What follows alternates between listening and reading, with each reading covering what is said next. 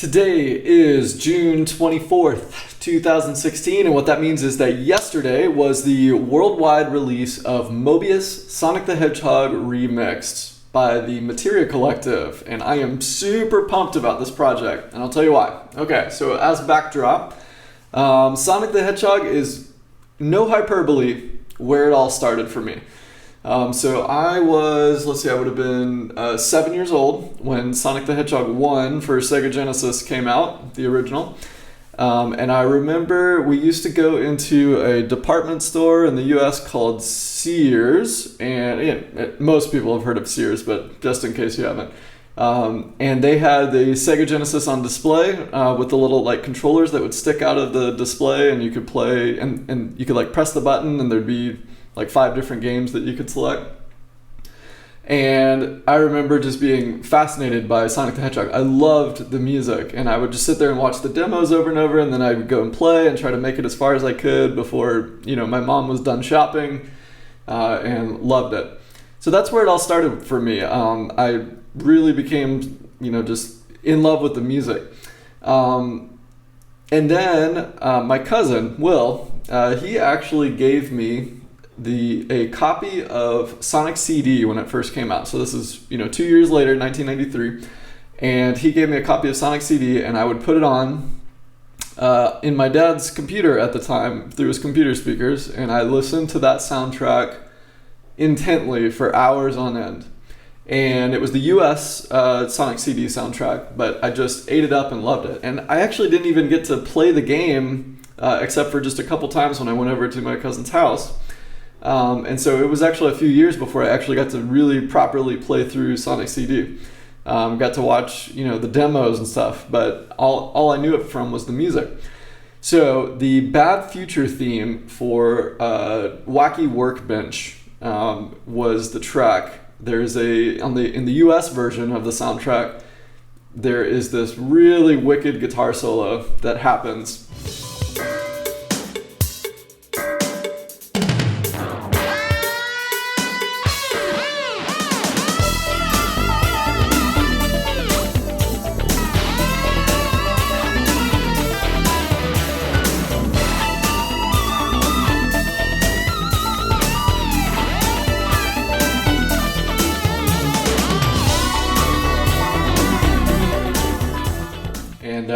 That guitar solo was the thing that made me want to pick up the guitar.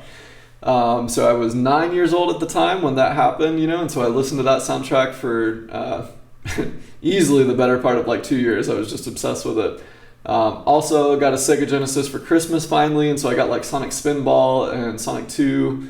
And then I think that next year Sonic 3 came out, and that's when I finally convinced my parents that I wanted a guitar. So Sonic is where it started for me, and that's the whole reason that I'm kind of a musician to this day, actually. So it's the 25th anniversary of Sonic the Hedgehog yesterday, and I was, having been involved with the Materia Collective, doing covers of video game music that really influenced me. We've done, Final Fantasy 7 and 8, and also Ori and the Blind Forest, and we've got more in the works, but I told Sebastian I want to do Sonic the Hedgehog, and John Montoya, his artist name is Analog Stick. He jumped on as assistant producer and helped me out quite a bit. And so we worked on it together and wrangled in 80 different musicians to do, ended up being 58 tracks of covers from all different generations of Sonic games, which is really, really cool. Really proud of all the work we did. Please give it a listen if you want to support us. So the hierarchy of support, just so you can get a little financial background for a musician. We distribute, right? We make the album, we distribute, we license it through Sega so that the original composers get paid. And then we get the remainder of the cut. Each arranger that did their track gets a remainder of the cut after the digital stores take their cut. So for example, iTunes has a cut, Spotify has a cut, etc. And then we get the remainder of the revenue. So if you want to support us the most, so that the most money goes to the artist, we would appreciate it if you went through Louder, because that's kind of like a direct purchase with us. and the overhead is extremely low. But we also understand that, convenience is key. So we've got everything on Spotify and iTunes as well. And if you're listening, we're happy. But if you wanted to support the artist involved with the projects, there you go. So please give it a listen. So each disc is kind of divided thematically, and that happened by accident. When I started listening to all the tracks, by the way, I'm the producer of this album, so I put it all together, and John Montoya, helped me out as assistant producer, and then there were several other key people which I thanked in the album credits that would not have been possible to make this album happen without their help. So I appreciate everybody. But anyway, the album is divided up into themes. So disc 1 is like an overture. So it's got a taste of sort of every style that you're going to get later on throughout the album. Disc 2, I jokingly called our swanky disc. And it's like the jazz disc. So it's got a lot of jazz funk oriented tracks on there, which are super catchy and fun to listen to. Then disc 3 is our face-melting kind of heavy rock discs, kind of some metal tracks and stuff like that. Really, really good stuff. There's even at the end of it a soliloquy of Robotnik, Eggman, that is really, really catchy and fun to listen to. And it's like this heavy doom metal, dark, brooding sort of Robotnik monologue, if you will.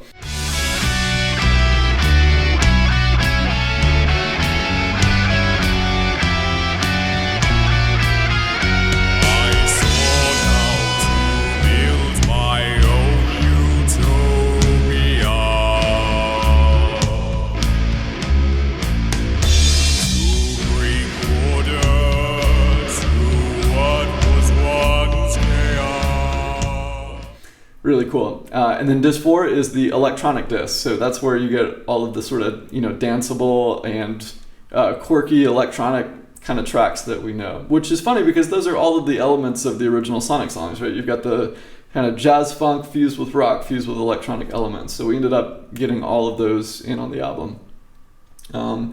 Every track is really special in its own way, and it kind of captures all the generations of Sonic the Hedgehog music, which is super cool. So I am going to talk a little bit about the tracks that I was a part of, just as background. I will also have separate uploads, so if you look on my channel under video game music covers, I will have the full tracks available there. And then, of course, they're in all the digital storefronts. So I was involved in arranging 3 tracks on the album. The first one that I did was the Sega theme. And that one was super fun, and I was able to do that with Elizabeth Zaroff, who is super talented, amazing singer, and very good producer in her own right for vocals as well. So I kind of arranged the track, and then she did all the magic behind the scenes of making it sound awesome like it does. So for the Sega theme, the original one is like a logo, like super straightforward and like major sounding Sega. And I think it's just a straight like major chord transition kind of thing. So for this one though, I wanted it to be a little more, I hate that this term's a bit overused, but I wanted it to be a little more cinematic to kind of make you feel like we're about to get into something cool. So I changed the initial chord, I think to I want to say it was like a minor 7 flat 5 or something, and then it resolves heavily into this major chord.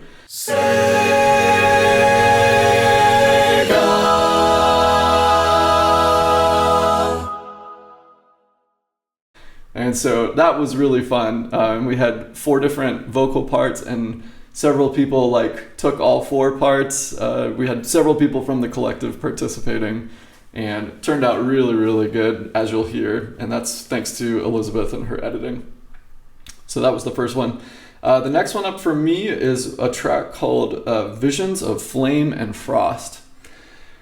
This one was very special to me because these are probably my 2 favorite tracks outside of the Sonic CD soundtrack. And these are from Sonic 3 and Knuckles. And so it's a mashup of Ice Cap Zone and Lava Reef Zone, both of which, the originals are super catchy. And so there's been a lot of covers of those tracks over the years. And most of them tend to fall into either sort of a rock metal kind of vein, or like a really techno electronic, drive-in, that kind of thing, which is somewhat similar to the original. So for this one, I wanted to kind of get outside of that a little bit. And so I had this idea of sort of doing this, I guess like post-prog dream pop kind of rendition of it, very sort of ethereal and moody and emotional, mashing up those two kind of fire and ice themes. And so I made the arrangement and then sat on it a while. Like I made the initial portion, the transitions between the two zones, notated it out, and then just kind of got stuck for a while. And then finally, like towards the very end of the project, I was coordinating with the piano player. Her name is Laura Platt, and she is awesome. Great piano player, and I love the part that she laid down. But we were talking about it back and forth, and she was really flexible with me and was like, hey, you let me know and I'll lay down a track. And so she knocked it out, I think, in like a day, which is super quick. So I sent it to her, and it was kind of a bare bone shell. Like the drum part, that once that clicked, kind of the whole track came together, because it's this really, kind of very groove-oriented, sort of syncopated, groove-oriented drum beat with the bass line in both of them that really kind of ties it together. So you get this sort of smooth but syncopated groove going on. And then I had these really sparse guitar parts, and at first I was thinking about kind of playing block chords all the way through it, and then I sort of decided against that because I was like, I want to see what Laura does first, and then I'll lay down around that.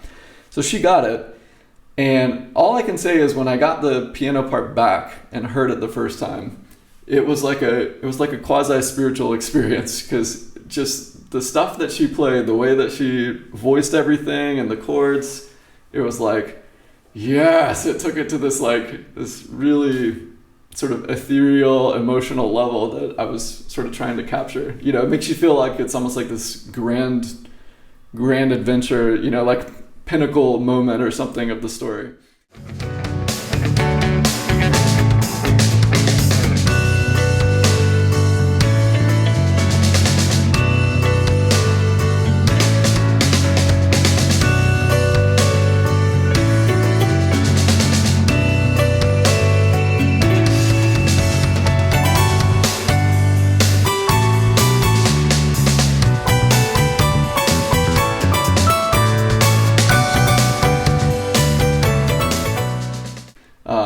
And I was just really, really happy with how it came together. Once I heard the piano in there, it was like, man, I really don't need a whole lot of guitar. So I laid down a few rhythm parts. There was a couple little snippets of like lead guitar in there. And then towards the end, as the climax of the song is happening, I kind of do these major 9 power chords, major and minor 9 respectively. And that was kind of it. I mean, she really tied that track together well, and really, really happy with that arrangement. I hope you like it too. Okay, and then the last track that I arranged specifically is really, really fun. So I called it Making Sweet Quartz in the Quadrant. And so it is funny, right? Earlier I was talking about the US soundtrack for Sonic CD. I went back and forth so hard because that's what I grew up on, was the US version. But then later I got the EU Japanese version and listened to that soundtrack. And the Japanese soundtrack is really, really strong. And I love the US soundtrack, but it's not as, in my opinion, it's like not as classically Sonic. It's more atmospheric and cool and kind of different, which is, I think, why I liked it so much. Spans a lot of different genres. The Japanese soundtrack is like sort of classically Sonic, and it's got those very J-poppy kind of chord progressions all throughout, and more quirky and kind of zany. And as I've gotten familiar with that one, I knew the US soundtrack really well. As I've gotten familiar with that one, it was like, man, there's strengths and weaknesses to both. I like the Sonic CD US soundtrack sort of as a standalone unit, but in-game, I feel like the Japanese one fits a little better. And that's not to degrade from the US one, because I still like it a lot. But anyway, my favorite track from the Japanese version was always Quartz Quadrant. All 3 of them, past, good, bad, future, and the present. Because I just loved that chorus melody, and it's got the classic J-pop chord progression.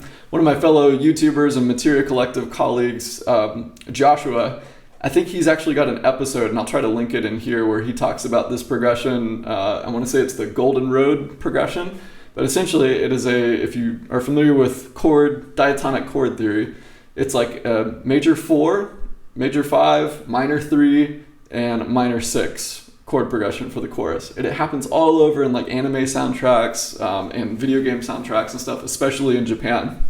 And it's got this very kind of traveling adventure, feel good kind of vibe to it, very, very cool.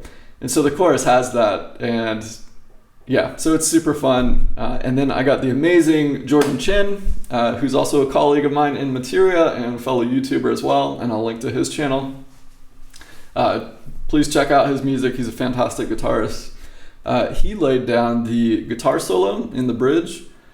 And it just tied the whole thing together. It was really, really cool. And I was really proud of this one. And it's got that, kind of swanky beat going on, a little bit of swing to it, and really funky, and just love it. Here's a snippet of that one.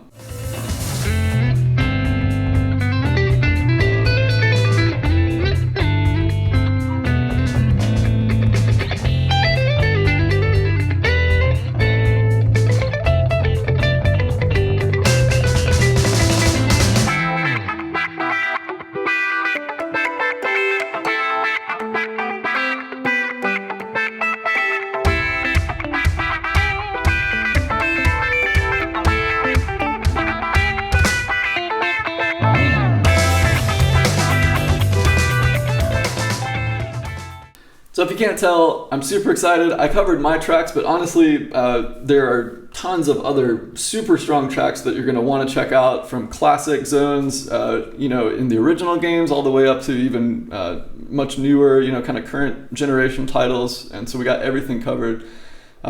Please check it out. Let us know what you think, and I'm happy to share it with you. One other track that I really wanted to mention, I have to only pick a few for the length of the video. I would love to talk about every single track, but this one is actually really special. It happens in the kind of the middle of the album, so it's at the end of the jazz disc 2. And it was done by Lauren the Flute is her artist name. She's a fellow YouTuber and really awesome person.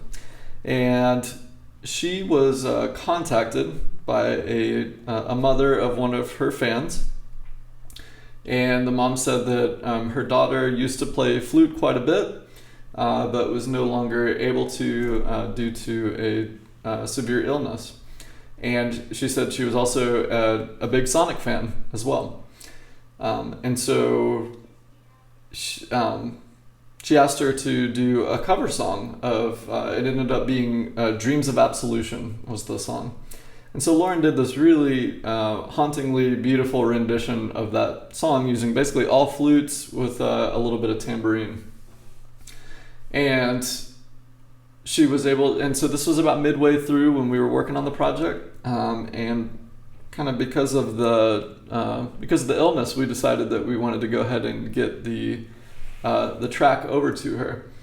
And it's one of those things that one of those experiences on the album that I think for all of us really took it to a more meaningful place because of those circumstances. It really makes you appreciate the time that you have, and makes you want to cherish the moments that we're given. And so the girl was able to hear the track, which is a really cool thing, and then very sad and poignant is that she ended up not making it, which was a just really hard to process, hard to put into words, hard to process event. And it's just one of those things where even though we're doing Sonic the Hedgehog, we're doing video games, this still very much impacts people's lives, and a lot of people build deep memories around the games that we play, and especially around the music. And so that was one moment, and I really appreciate Lauren's work on that. She was kind of the one who talked back and forth with the family, and we appreciated her doing that, because it's a very emotionally difficult situation to go through. So it's a very, very special track when you get to that part. Dreams of Absolution at the end of, second to last track on the end of disc 2. And that is the backstory. Beautiful. Make sure you give that a listen, maybe have a tissue box handy. Of course, when we found out that had happened, we intensely respect the privacy of the family during a very difficult time. But we also, as a group, we wanted to make sure that they knew and that we put it out there that, our thoughts are with them. And we certainly wanted to dedicate part of this album to them, just to let them know that we're thinking of them. And we're, just sorry for their incredible loss during this season. And hopefully in some small, tiny way, maybe this can, be a little piece of the grief processing